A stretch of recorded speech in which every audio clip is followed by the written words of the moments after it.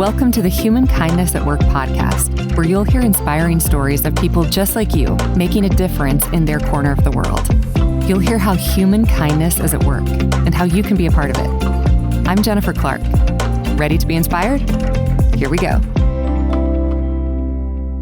Has your world ever been thrown into crisis?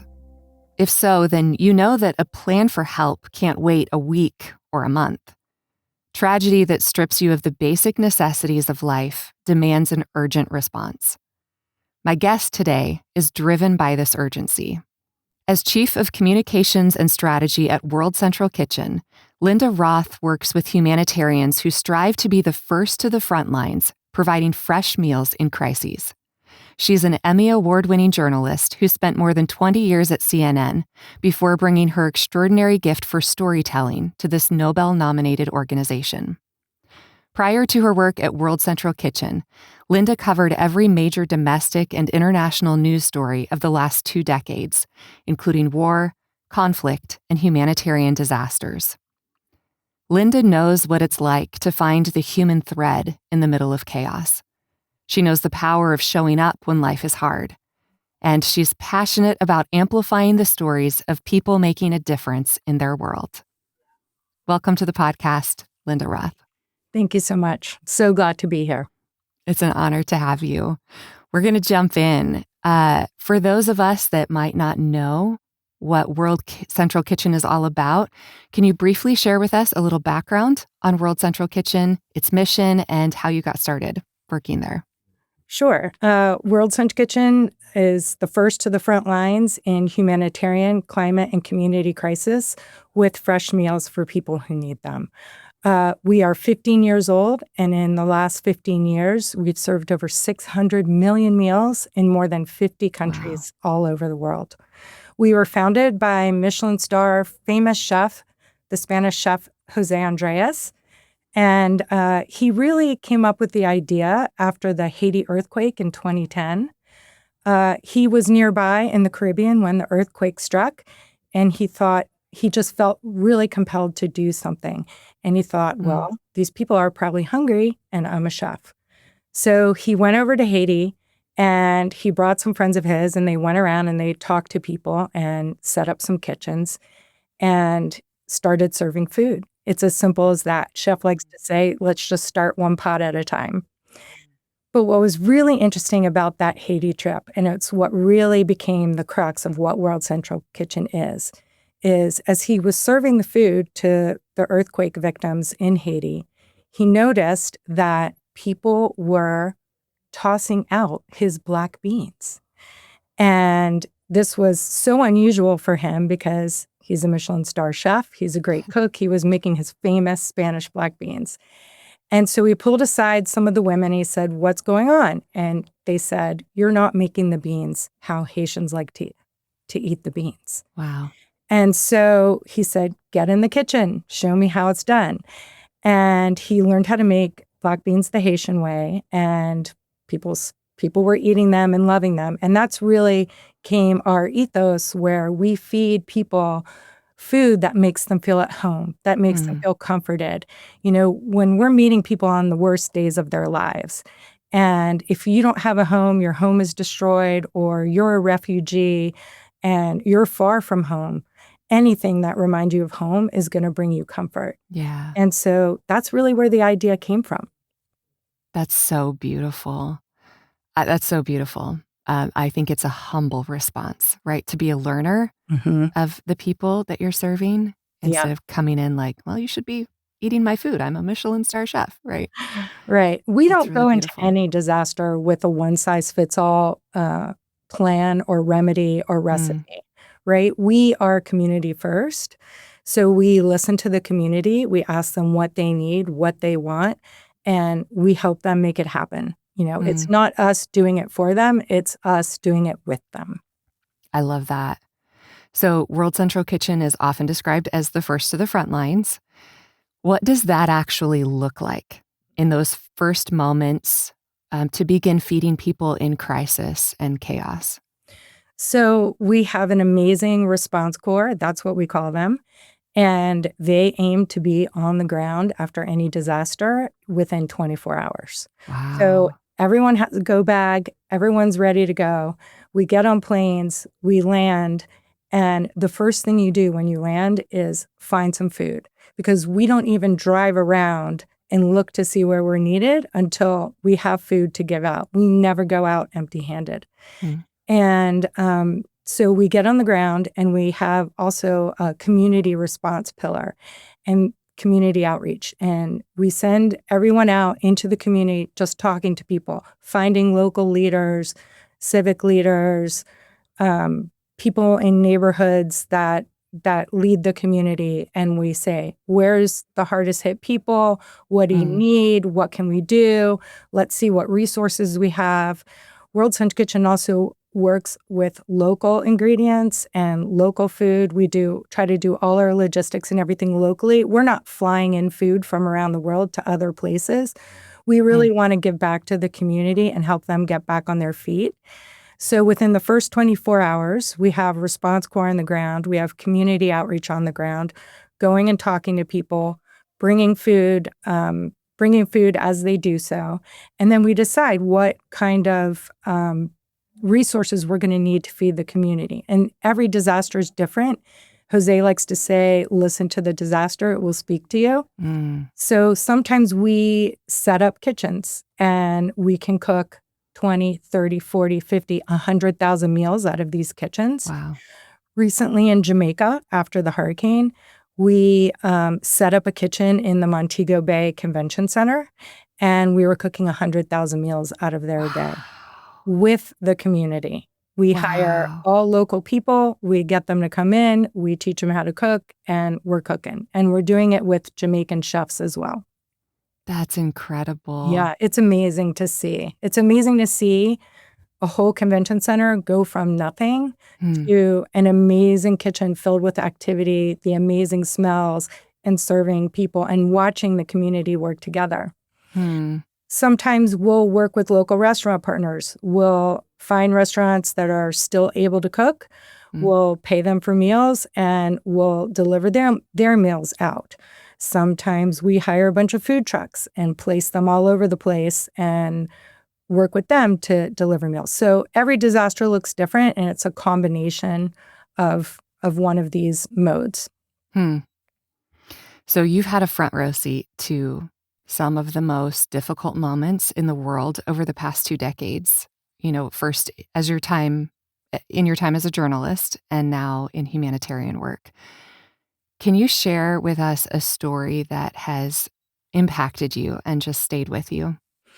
Yeah. So for World Central Kitchen, it was one of the first activations I went on, which was a response in Florida from Hurricane Idalia. And so it was my first time out with the organization, and we were doing the food truck model. And I was sitting in my car outside next to a food truck. And I watched a man, and he was covered in dust. He'd obviously been working on his house, slowly walk up to the food truck, get a plate of food, walk to a bench. He put a fork in it and put the food in his mouth. And I could taste the food by the look on his face. Mm. And that meant everything to me. And you can see the impact of our work right away. And it really shows the power of food. And it's the power of not having one more thing to worry about. Yeah. In Jamaica, when I was there just now in the fall, I encountered a woman who was at a hotel front desk, and she was so upset because she had nowhere to stay and the hotel was full. And she was becoming more and more and more agitated. And I just went up to her and I said, "Would you like some dinner?" And I handed her some food, and you felt the anxiety level go Mm. way down in her. And at World Central Kitchen, we believe food is more than just nutrition and sustenance. It's a symbol of hope. It's a symbol of Mm. comfort, right? Mm. And once people know, wow, I don't have to worry about where my next meal is going to come from. These Yeah. people are going to take care of me. And tasting the food that also feels like home, what their grandma used to make them or what their mom made them when they were little. is just a sense of comfort, and you feel like someone cares for you. Sure. And we also like to say we don't just give out the food. You usually get a hug with it too. We're huggers here. Can you imagine what it would be like to lose everything in a natural disaster or to live in a state of continual conflict or war? I'm sure I'd be grateful for whatever food and drink I could find, but to have someone hand me a free, freshly cooked meal that I'd grown up eating, that would mean so much to me.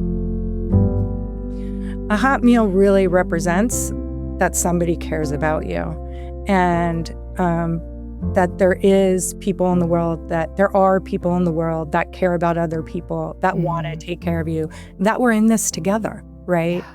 And as I said, we're community first. And so it's also neighbors serving neighbors, neighbors helping neighbors. And it really is amazing to watch communities come together. Communities don't want someone to come in and take care of them. They want to help themselves, right? There's a sense of pride in that as well. And so in our activation, we call them activations when we go out. In Gaza, it's 100% Palestinians serving Palestinians. In Ukraine, we're 100% Ukrainians serving Ukrainians. Wow. When we went to Jamaica, we went to the convention center. We put out a call. Our community outreach goes, who can come and help? And people come and help. They want to help their neighbors. They want to feel like they're part of the solution. They're part of the rebuilding, and that they have a voice in it of what their community is going to look like and how their community is represented to the rest of the world. That's cool. So in humanitarian work, there's this line that in the worst moments, we see the best of humanity. Where have you seen that most clearly? That's a favorite line of Chef José's. And I think we've seen it in the war zones that we're working in Gaza and Ukraine. And people are putting their lives on the line to serve their neighbors and to go out and drive food and get food and distribute them to their neighbors. It's not easy in a war zone. It's dangerous, and it takes a huge commitment. And these people are the best of humanity because they're showing up for their neighbors every day at great risk to themselves. Linda has a front row seat to not only the biggest crises, but also the most beautiful ways people are showing up for each other and making a difference in their communities. Because of her time as a journalist, Linda understands the importance of telling these stories. But since coming to World Central Kitchen, her perspective on storytelling has shifted. At World Central Kitchen, we really take that community ethos and transfer it into our storytelling. So we want the community to tell their own stories and to show the world who they are themselves. And at World Central Kitchen, I've built an amazing storytelling team that is all over the world, and we find the storytellers in the community. And then we have them be the photographers, we have them be the producers, we have them tell their own stories. And that's really what we strive for. We don't want to tell their stories. We want them to tell their own. So that's really, as a journalist as well, that's what I strive to do. I became a journalist to tell stories of people. I believe storytelling is what brings the world together. Yep. Because you really see that we're all the same. We're all human. We all have the same needs. We all want the same things to have a roof over our heads, food on the table, our kids to go to school and have a better life than we do.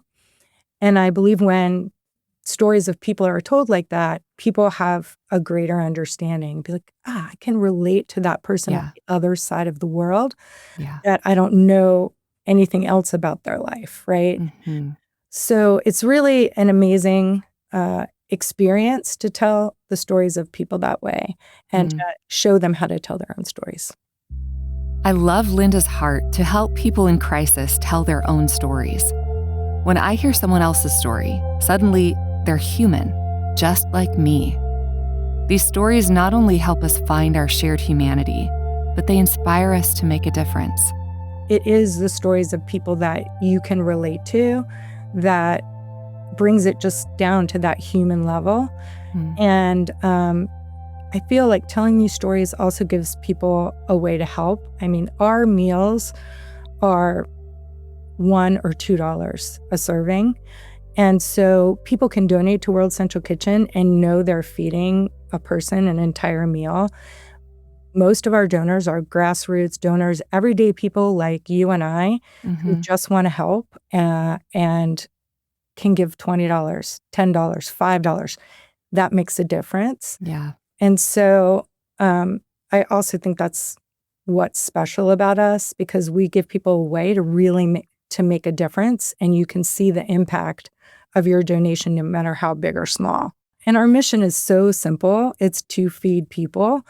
Chef likes to say we don't ask what religion you are, what political bent you have. We don't ask what tribe you're from. We don't ask any questions. All we ask is, how many meals do you need? And that's how many we'll give them.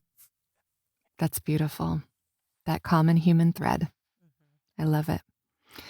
So when you think about the people that World Central Kitchen serves that are in crisis, what do you wish the world understood about them beyond the label of in crisis or in conflict? Well, it's really interesting because I think one of the misconceptions about the nonprofit world and maybe our organization is that everyone that we're feeding is poor. And that's not true. Earthquakes, floods, fires, they don't care how much money you have, right? Yeah. This was really evident when the fires swept through LA, right? And everybody, rich, poor, employed, unemployed, old, young, everybody was affected by that. Yeah. And we had a bunch of donors come to us and say, wow, I've been giving to you for years, but I never thought that I'd need you, right? And giving food to and working with that community was so fulfilling, because it totally exemplifies that fact that a disaster can strike anyone, you or I, at any time. So, and that there'll be someone there to help you with that hot plate of food, taking one thing off your plate, that you won't need to worry about. We could be fearful that disaster could strike us at any time, or we could be at peace, knowing that our community will show up together when hard times come. But that means we need to be part of the community who shows up to help. Humankindness at work is having empathy for people, putting yourself in someone else's shoes, finding the commonality between you and this person. As I said, we can all be a victim or of a crisis at any time. And showing people that we are all the same, and giving these plates of food with a hug, with the promise, that we'll be here tomorrow to help you, and the next day until you're okay. And that's the commitment we make to people, that we're going to be there to help take care of them and help them take care of themselves. If you want to make a difference in your world, Linda has some encouragement for you. So one of the things that we like to ask people is invite your neighbor over for dinner, right? Get to know them if you don't know them. Share a meal with someone. Build a longer table at your house, at your place of work, right? Just connect with someone over a plate of food that you might not normally. We have a cookbook, the World Central Kitchen cookbook, and it has recipes in it, but it's also the stories of everyone we've met all around the world. And in the foreword, that's Chef José's call to people who read the book. It's like, just have a dinner with someone that you don't know. But also, you can donate to us. As I said, very small amounts make a big, big difference, and can put a plate of food in front of someone who might not have that food today. So, and tell your friends about us. We operate all over the world, and you never know when we might show up in your community. Yeah. We have a volunteer program, but we like to say, if you're volunteering for us, it means something bad has happened in your community, right? Because we bring we don't fly in volunteers. Our volunteers are all local. Mm. So on our website, you can sign up to volunteer as well. Okay. So maybe that's something that we sign up to volunteer so that when a crisis strikes our city, our town, then we can jump in to help. Yeah. That's awesome. Yeah.